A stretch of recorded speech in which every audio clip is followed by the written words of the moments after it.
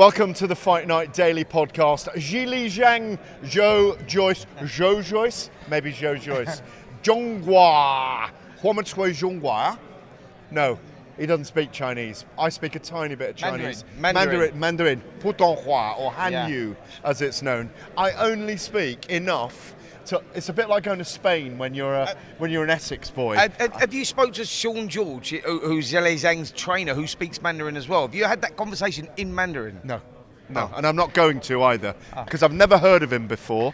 And what do you mean you never he had heard a of lot to say. He had a lot to say at today's press conference, and I liked it. In fact, he got Zhang going today. Welcome to the podcast. Anyway, I'm Gareth Davis, Spencer Oliver. Yeah, we are mates still, but we do love a little bit of Big Bang Zhang while we're at it. By the way, Sean George effectively ended Chris Bird's career. What do you mean you've never heard of him? No, Chris Bird beat Klitschko. No. He's a top-class fighter. Yes. But I was surprised that he was doing the talking today, because he did more aggressive talking at the press conference than Joe Joyce. Did you like the old Mayweather line? He don't know about boxing with Adam Morley. Well, I think that's a Bob Arum line. Well, it's not. It's a Mayweather line. I think it's a Bob Arum line. But the good thing is, you do know about boxing. Yeah. Who? You know about boxing, Spencer Oliver. Bleep, bleep. Anyway, we're here. Yeah. It's a big fight for both men. Joyce has to win this fight. Sure.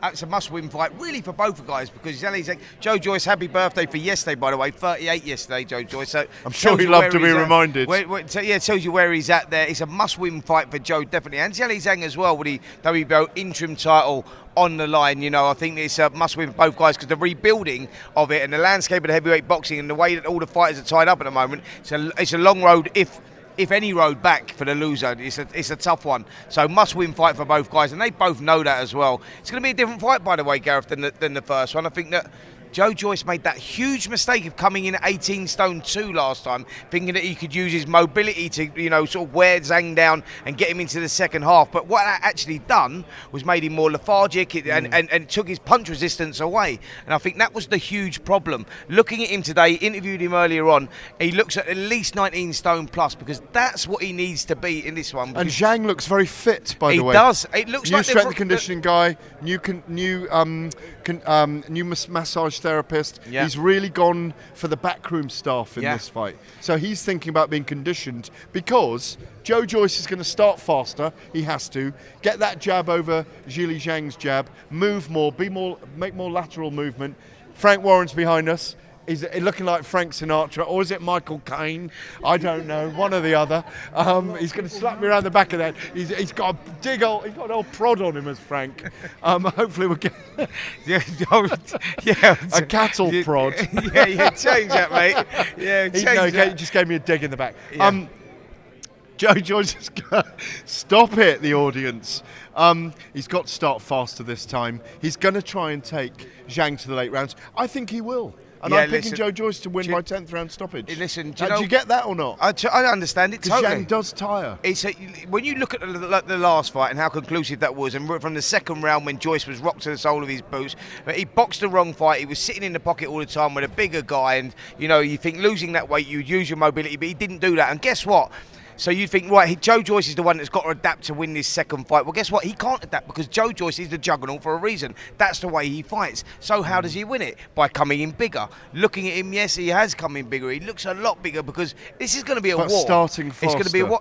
Got to start faster. He's got to start faster, but he's got to be educated, Gareth, because what happens is if he walks onto one of those Zhang left hands, the same thing could happen again. He's got to be very educated. It's all right starting faster. He started fast last time, and he made that mistake, and there was no plan around what he was doing. He thought that he was just going to push Zhang and take him in there.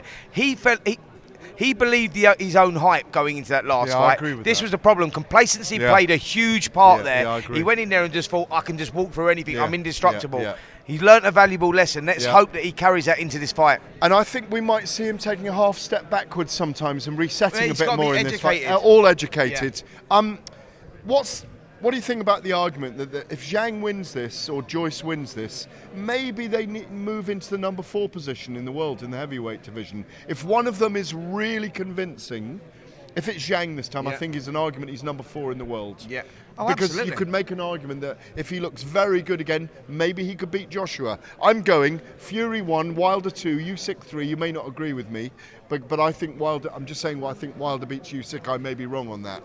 And then that 4th position, is it Joshua? Is it someone else? Is it Zhang? Yeah. Is it Joyce? Interesting. I think the top 3, like you say, are all arguably, they are the top 3. What position you put them, it's personal. Fury as yeah, Fury would go 1, and Usyk would, for me, would probably go 2. Okay. Usyk 2, and Wilder would come in 3, and maybe Joshua at 4. So Usyk beats but what I'm Wilder saying for is, you. I think that. Usyk beats Wilder for you. I think that Usyk, he would Such probably. a good fight. We've got to see. Yeah, it's a great fight. It's a fight that we need to see, and I Yeah. think that he would probably stay out of trouble, if I'm honest, Yeah, and yeah. use his boxing IQ against Wilder, who's anyone that sits in a pocket with him and has a fight, that they're in a lot of trouble. Yeah, look, there's an argument there for the positioning of all that, but I think for the winner, it puts them right up there. That's the point, I think, Gareth, and that's the argument and the case for these guys here. It gives them the WBO interim title, and it also puts them in that mandatory position for Alexander Usyk. So they're effectively going to get their shot. So it's a must-win fight. Loser, where does he go? Where does he fall in the rankings? 2 years away from a world title Absolutely, fight. and 2 years at 40 years of age and 38 years of age, respectively. That's a tough road back. Sean's over there. I'm going to go over and woman Huishwa Putanhua.